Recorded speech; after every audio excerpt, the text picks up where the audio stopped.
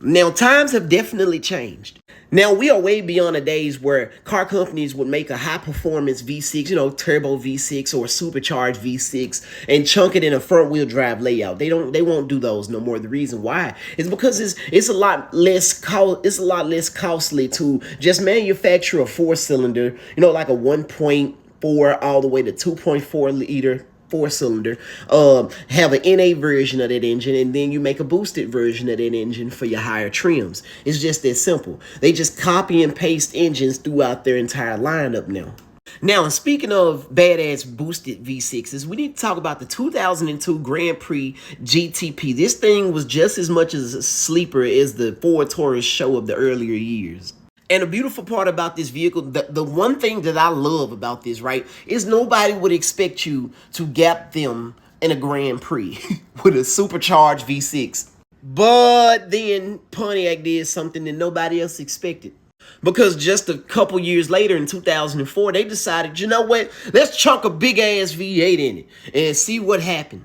Then in 2005, we got the Pontiac GXP with the 5.3 liter LS4. Bro, this thing made 303 horsepower and 320 foot-pounds of torque. Now, need I remind you that this is an LS. This is no different than any other LS except the fact that it's transversely mounted. The only big issue about this vehicle is the fact that the transmission seemed to be made of glass, but you could also do a 4T80E swap and it'll solve that entire issue.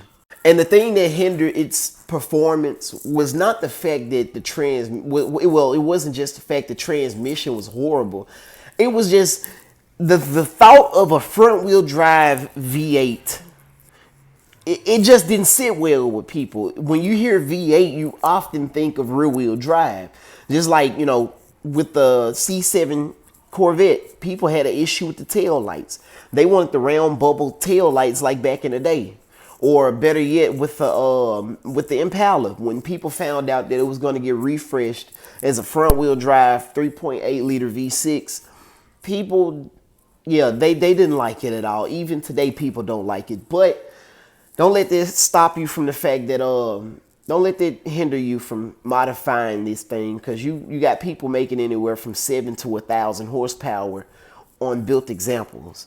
I'm talking about just picture a 3.8 liter Whipple on top of this 5.3, right? Built trans and everything. The amount of torque steer this thing is gonna have is absolutely outrageous. I could probably imagine it now, but think about this. What about an all-wheel? Somebody need to go and make one of these motherfuckers all-wheel drive. Think about it. All-wheel drive GXP Grand Prix. What about 5 to 600 horsepower? Lord Jesus.